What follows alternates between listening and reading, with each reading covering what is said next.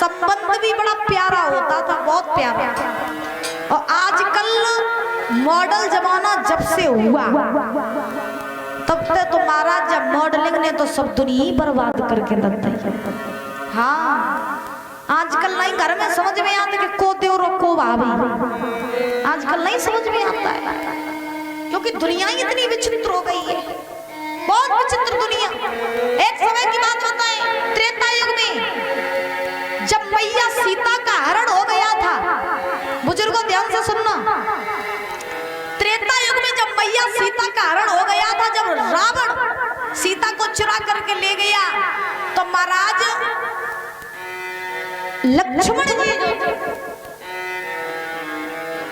लक्ष्मण जी हनुमान जी के साथ चले सीता जी की खोज करने के लिए। तो जब सीता जी की खोज करने के लिए चले तो सीता मैया को जब रावण ले गया चुरा करके, तो मैया सीता जो थी वो होशियार थी। तो जब रावण लेकर के गया तो सीता जी ने जिस रास्ते से सीता जी गई तो कहीं अपनी चूड़ी उतार करके फेंक दी, कहीं अपनी पायल उतार करके फेंक दी, कहीं नाक की नथुनी उतार करके फेंक दी, कहीं अपने चरण पादुका उतार करके फेंक दी। ऐसे मैया, क्योंकि सीता जी ने सोचा कि अगर मैं ऐसे जाऊंगी तो मेरे राम हमें ढूंढ लेंगे। तब जब रावण ले गया सीता को चुरा करके, राम लक्ष्मण जितने भी लोग थे सीता जी की खोज करने के लिए निकले, हनुमान जी के साथ लक्ष्मण जी। तो लक्ष्मण जी आगे बढ़े, हनुमान जी ने देखा कि दूर एक चूड़ी पड़ी है, तो हनुमान जी ने वो चूड़ी उठाई, लक्ष्मण जी को दिखाई, बोले भैया ये चूड़ी किनकी? तो लक्ष्मण जी ने कहा भैया हनुमान जी तो मेरी भाभी की है।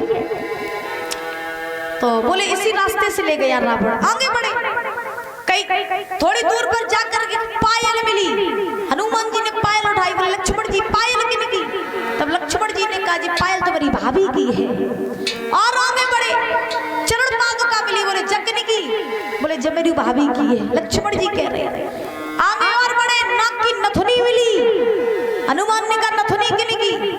तब लक्ष्मण जी ने कहा भैया जब शायद मेरी भाभी की हुई है, लेकिन हमें कन्फर्म पता नहीं, शायद मेरी भाभी की होगी लेकिन मुझे पता नहीं। हनुमान जी बोले तुम्हें पता नहीं और तुम जितनी सब चीजें तुम्हें मिली सो तुम सब भाभी की कहता है कि भाभी की और तुम नथुनी नहीं पहचान पाए रहे कि किन की है। तब लक्ष्मण जी ने बड़ा सुंदर जवाब दिया, ये बात मेरी ध्यान रखना।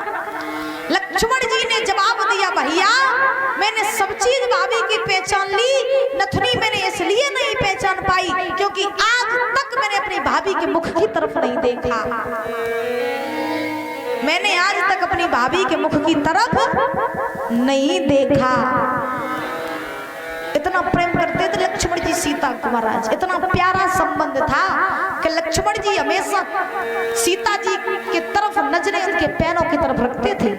और आजकल देवर कैसे, आजकल के देवर भाभी के महाराज पति बनना चाहते हैं। आजकल भाभी और देवर का भी रिश्ता बड़ा ही अपवित्र हो गया है महाराज।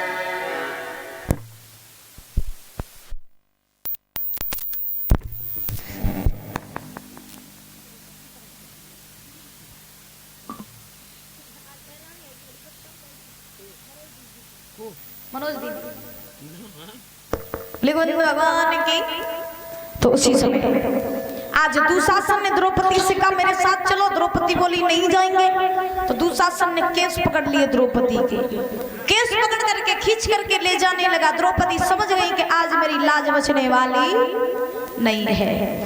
जब महाराज दुशासन केस पकड़ करके ले गया, द्रौपदी खिंचती हुई जा रही हस्तिनापुर की गलियों में।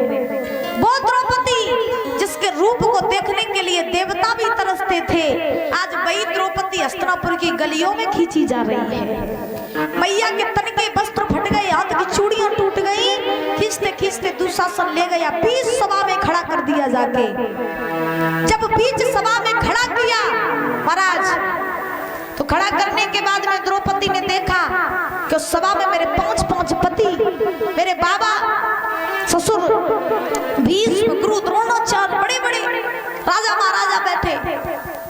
द्रौपदी सबसे पहले अपने 5 पतियों के पास में पहुंची। जवाब दिया आज यहाँ मेरी लाज जाएगी, क्या तुम मुझे बचाओगे नहीं? अरे मुझे ये अभिमान था कि मैं 5 पतियों की नार हूँ, मेरे 5 पति हैं, तो संसार में मेरा कोई कुछ बिगाड़ नहीं सकता है। और आज इस बीच सभा में हम नगिन किए जाएंगे तो तुम बैठ करके यहाँ देखोगे तमाशा, मेरी लाज बचाओ। पांडवों ने गर्दन नीचे झुका ली। तब तक